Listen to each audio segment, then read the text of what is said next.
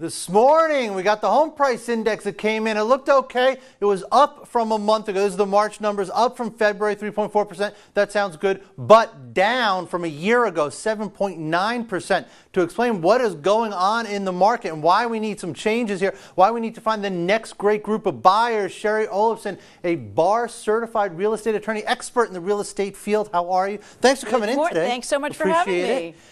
So let's talk about the boomerang buyer. That's kind of what you're on about. We had a big refi boom. We had a lot of investors buying real estate. That's kind of falling out as the yields go up.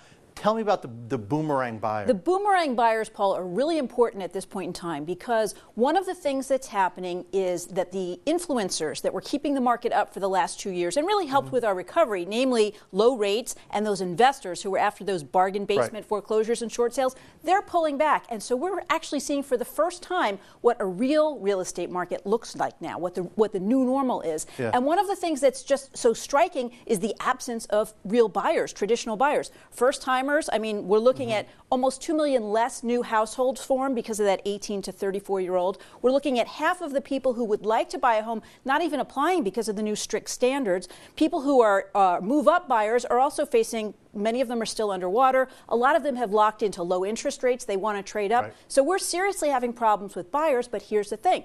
All those folks that were foreclosed and short sold, we have mandatory waiting periods. After a certain amount of time, they're able to buy again, and they're starting to do just that now, and they're really helping to prop up housing.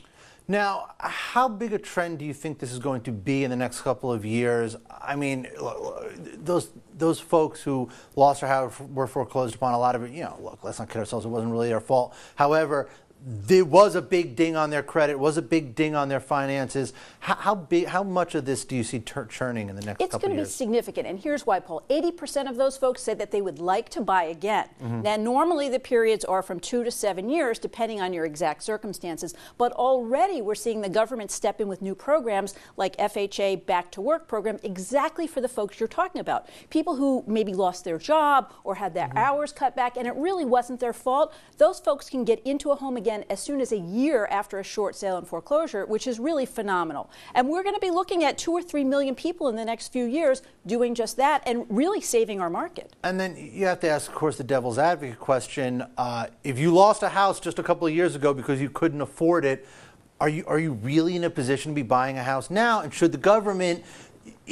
great. It's great for the housing market, but is it the responsible thing to do? Yeah, the moral hazard kind of question. The moral hazard. Well, and here's the thing. It's really difficult to separate folks into the buckets. Who really was at fault? Who really, a strategic defaulter versus not.